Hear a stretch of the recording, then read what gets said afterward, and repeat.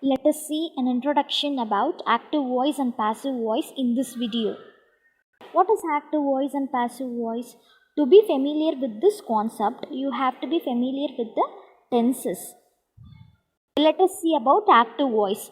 Active voice tells us what a person or a thing does. The subject performs the action on the object. Here, the subject is the doer of the action. Let us see the structure. Okay. Subject, verb and object is the sentence structure.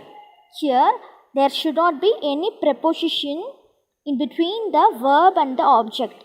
If it's so, we cannot convert into the passive form. Let us see the example sentences. Raju painted the house. Ali posted the video online. Now let us see about passive voice. Passive voice tells us what is done to someone or something. The subject is being acted up. Okay. Here the subject is the receiver of the action. The structure of passive voice goes like this. Object, verb, V3 form of verb and subject. Example sentences. The house is painted by Raju. The video was posted online by Ali. Some important things to be noted while converting to passive form. Okay, don't change the tense while converting to the other voice. It may be from active to passive or passive to active. You should not change the tense of the sentence. Okay. Always use past participle V3 form of the verb in the passive sentences. Use the preposition by while converting from active voice to passive voice. Change of pronouns. Okay. As you all know, the subject becomes the object in passive voice. The same, the subject pronoun will become the object pronoun in the passive voice. I will be changed to me. We will be changed to us. He will be converted to him or his. She to her. They to them. As I said already, you have to be familiar with the tenses to learn this active voice and passive voice.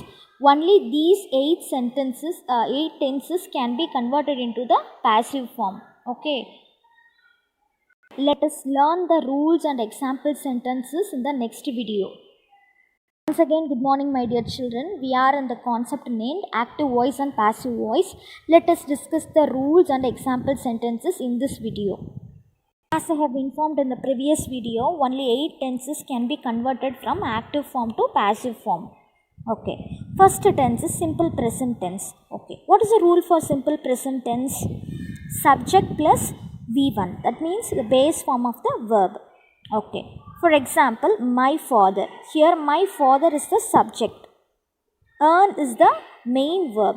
If the subject is singular, you have to add s or es with the verb. You know that already. Then money is the object. Okay. Let us see how to convert into the passive form. Okay. The rule is am, is, are. Depending on the subject, we have to use this auxiliary. Then past participle form of the main verb should be used. Okay. Money. Money is the subject here. Okay. This is singular. So we have to use the auxiliary is. Then earn is the verb. Base verb. Okay. What is the V3 form of that? Earned.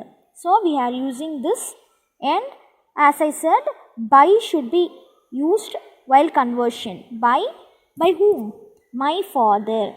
Here the subject becomes the object. Okay. And object becomes the subject. I hope you understood simple present tense. Let us move on to simple past tense. What is the rule for simple past tense? Subject plus past tense verb. That is V2 form of verb. Example sentence, Madan wrote a letter. Okay. This is simple past tense, so we don't have any auxiliary here. Okay.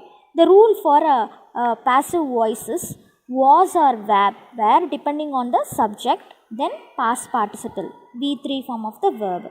Example sentence, a letter was written.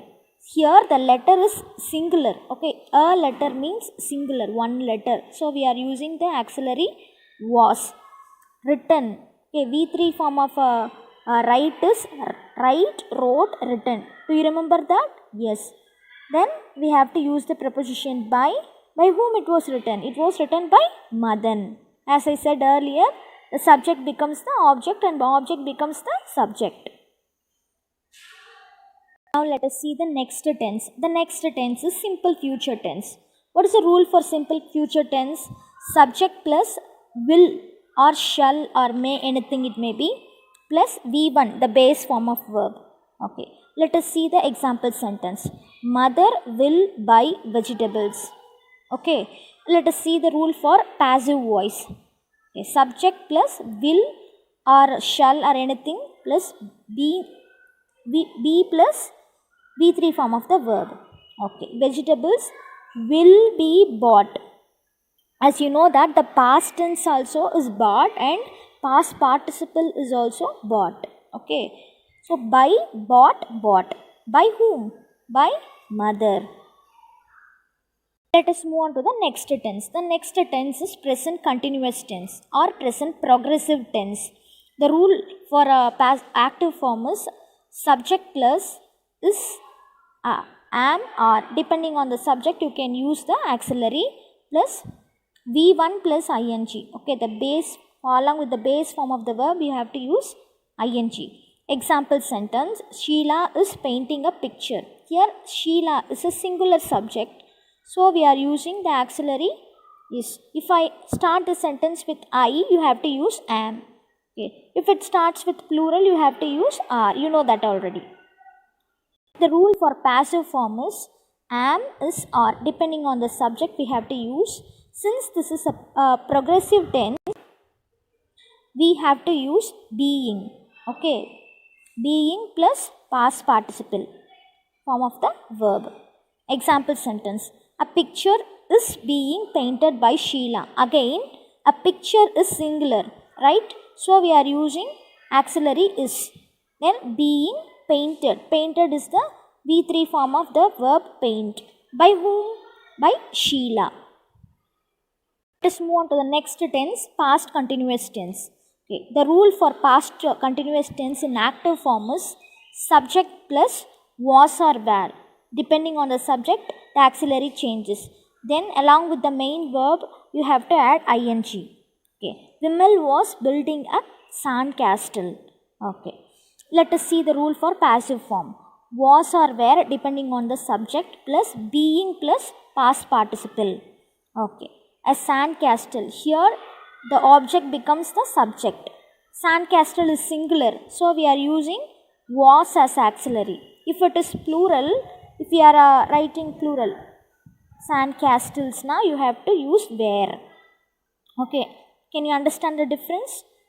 Yes, a sand castle was being built by Vimal. Here built is the V3 form of the word build. Okay, let us move on to the next tense, present perfect tense. The rule for present perfect tense in active voice is subject plus has or have plus past participle. Depending on the subject you have to use either one, any one of the auxiliary verb. Okay, example sentence, I have eaten an apple. Okay, let us see the rule for passive form. Has or have plus been plus past participle.